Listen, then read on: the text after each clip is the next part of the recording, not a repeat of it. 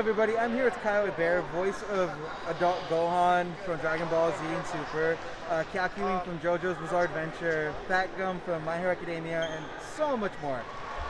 Today we're going to ask you a little bit just about voice acting and how you got into it, what's so unique about this, about voice acting, and just, a little bit of everything in between.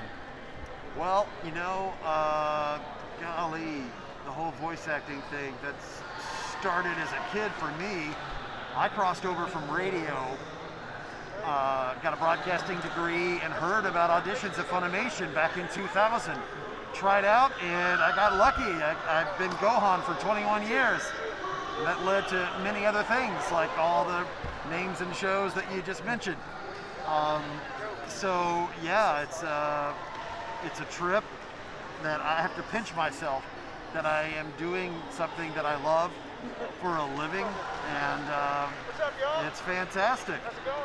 Now, you said you worked a little bit in radio. I was wondering if we could dive a little bit deeper into that. Yeah. So did you go to school for broadcasting, or how did that all play out? And what radio stations were you on the air with? I was in Dallas, and I went to college at University of North Texas, right outside of Dallas. Congratulations. Thank you. Got a Bachelor of Arts in 1991. Yes. And then I got an internship at a radio network. At the time, it was owned by ABC, and they had their own radio networks, and it was syndicated nationwide radio stations on AM and FM at various smaller cities across the country. So I was on the air doing everything from classic country to top 40 to hard rock to Radio Disney.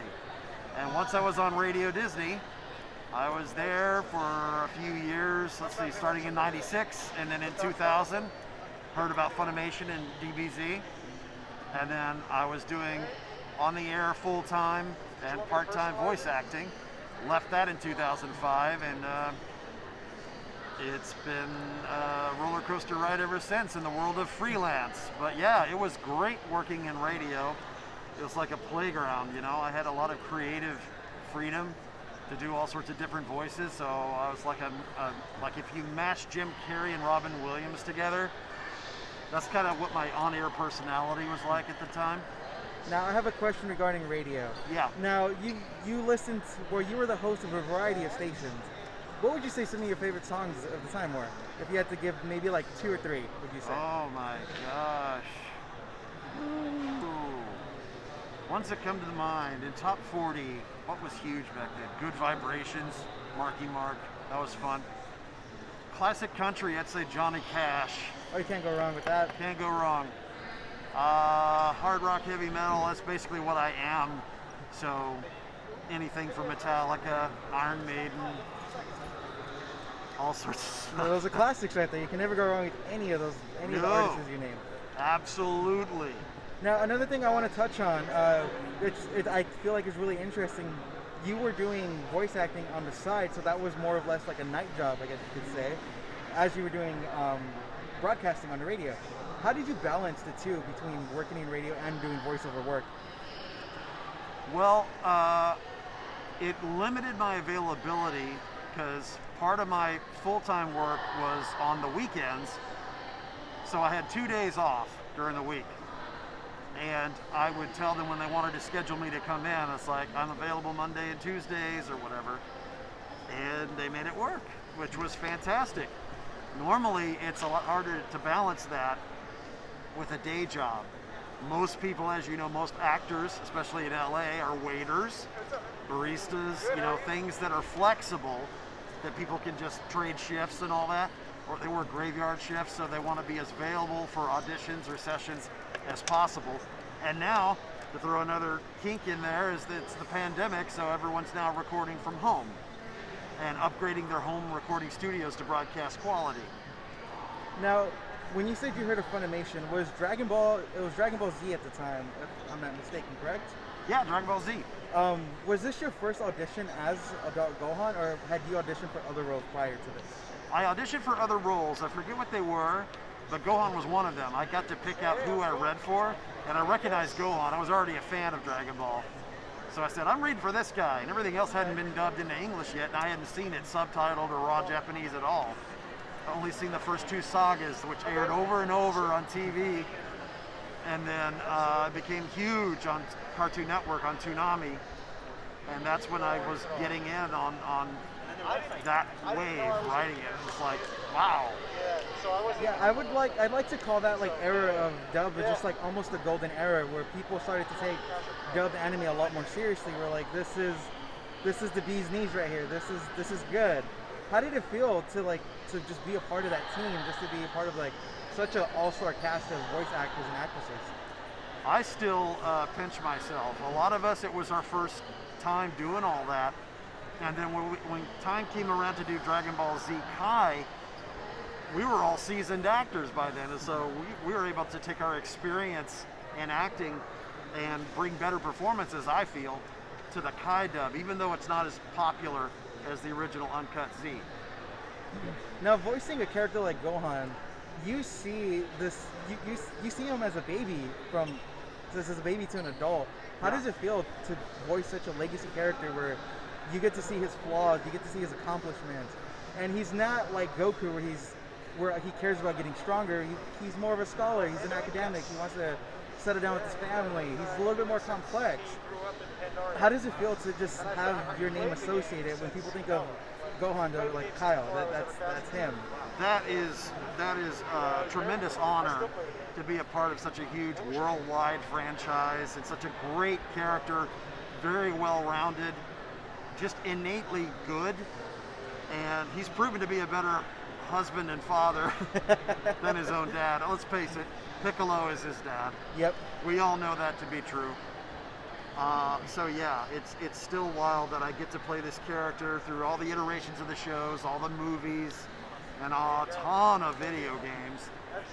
It's been so much fun, and it's helped define what I do, and it continues to be a mainstay, and I'm so grateful for that. Now, I kind of want to shift lanes a little bit as from Dragon Ball to JoJo's Bizarre Adventure. You voice Calcuine. Yeah. And he's nothing like Gohan. No. So how does it go? How do you feel from going as like someone as pure-hearted as Gohan to like if the other guy's like, you cross me, I will kill you kind of person? How's it like just having such range between characters?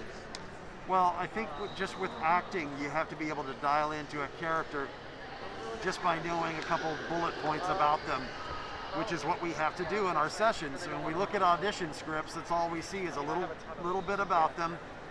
And so we do the best we can with the audition. We're hired on the basis of that or passed over and someone else gets it. And sometimes I'm hired on the basis of the audition and they come in and then tweak what I did in the audition. So I end up sounding completely different. But I got to do what I originally did in the audition for Calcuine.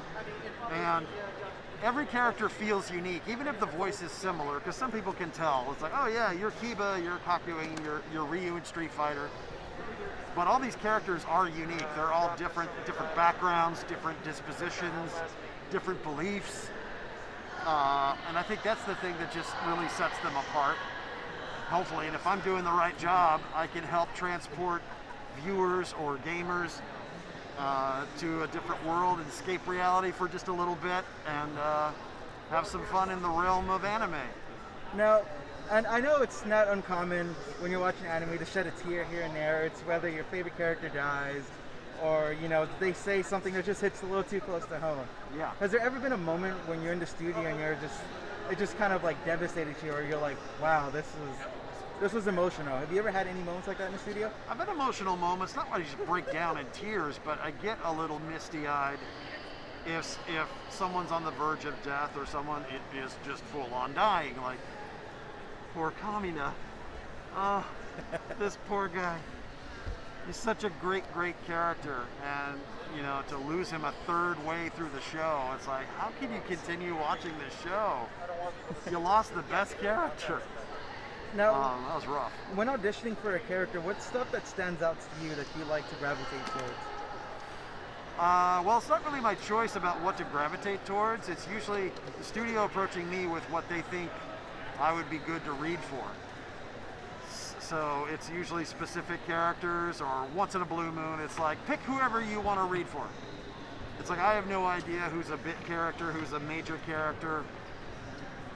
In fact, most of my career is defined by smaller characters, and certainly lots of bit parts where dudes just come on screen and die almost instantly. I die for a living, I like to tell people. So yeah, there's that. Another thing I wanted to ask, I see that it's kind of common for a lot of voice actors and actresses to have, I like to call it like a side hustle, where maybe they're on Cameo or they're on TikTok, YouTube, whatever it may be. I've noticed that you like to stream on Twitch, if that's true. So would you like to treat that as a second job, or how would you feel like that helps your career as a voice actor, or is this something that you just like to spread out your wings a little bit? I do it more to just have fun and creatively. I mean, I make a little money. It doesn't really, okay, enough to pay for groceries. So there's not really that. I'm hoping to monetize with my podcast, the Intergalactic Boombox, eventually. Where can people find this podcast? On anywhere that you listen to podcasts.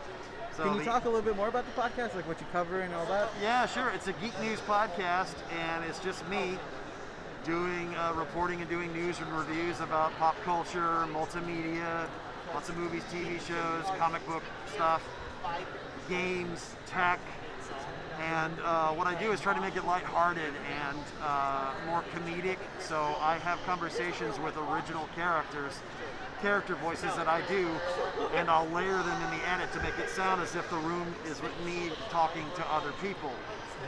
And I'm 30 episodes in as of the recording of this, and I drop an episode a week every Friday, and each episode is about 10 minutes each, so it's not a huge time commitment.